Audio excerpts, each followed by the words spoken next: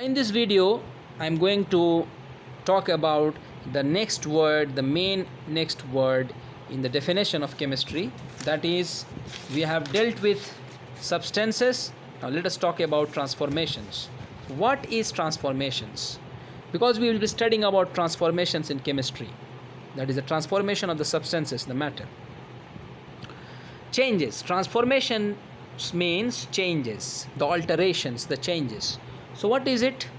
The kinds of changes, the kinds of change in the substance, in the substances are of two types. The first one is the physical change, the second one is the chemical change. Now what do I mean by physical change? No new substances are formed and the substance can regain its original configuration. The best example is this water.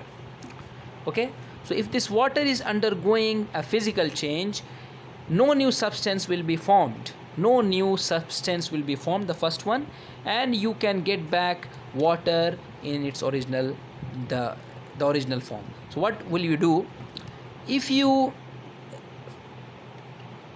freeze this water, it will become solid ice, and ice is nothing but the solid form of water. So you are not getting a new substance. It is water, but the form, the state of the matter has changed only. The state of matter has been changed only. Okay, so this is the liquid form of water. If we freeze this water, it will become the solid form, and that will be only, that will be, the substance will be water only. Okay, you will have the solid form of water. The only difference will be you will have the state changed, not the substances. So that is why it is considered to be physical change. Moreover, if we melt that ice, again you will get the original form of water. So you can regain the original, you can regain its original configuration. You can get back the original form of that substance. Okay, another example is that if you boil this water, it will get converted into vapors, gases. Now if you condense that vapor, you again get the water.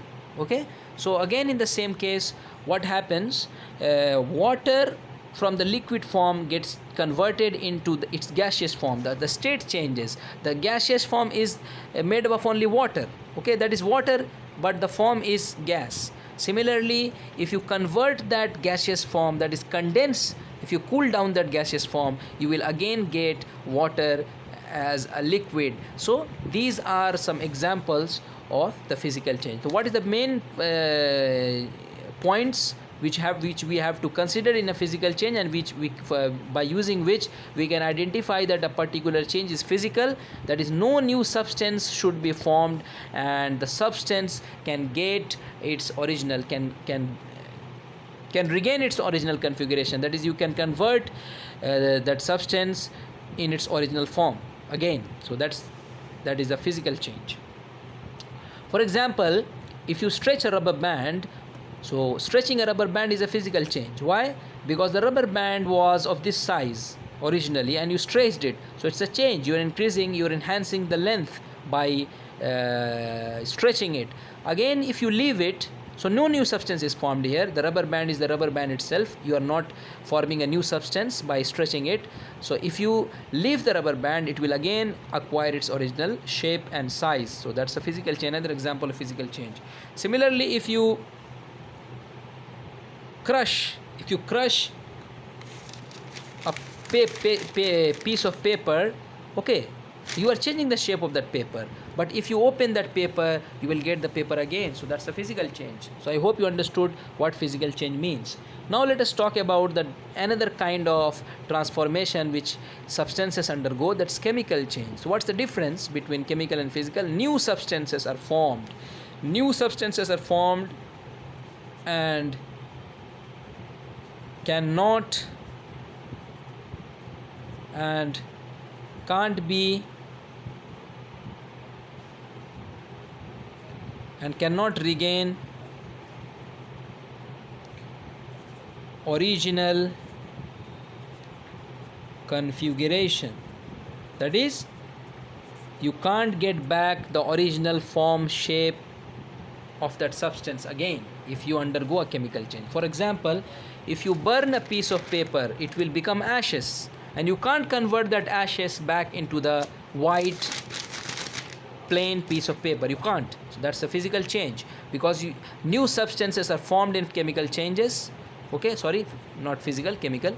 So you are getting black ashes, new substances are formed, and you cannot convert that black ashes again into this piece of paper. Similarly, if you melt this sketch pen, you will get a liquid, and that's a chemical change, because some gases will come out from when you try to burn the sketch pen. Some gases will come out, so you are producing some chemicals. Gases are also chemicals. Okay, chemicals are of different types. They may be gases, they may be liquids, they may be solids. Okay, because in chemistry we learn about matter, and matter has three states, as I've said you. So when you burn the sketch pen, you will have some gases coming out, so you are producing some other substances. So that's a chemical change, and you cannot convert that melted liquid back to this sketch pen again. Okay, originally you can't convert this. And there are different chemical processes, which inshallah we will be learning in details in the upcoming chapters. So I hope you understood what does transformation means.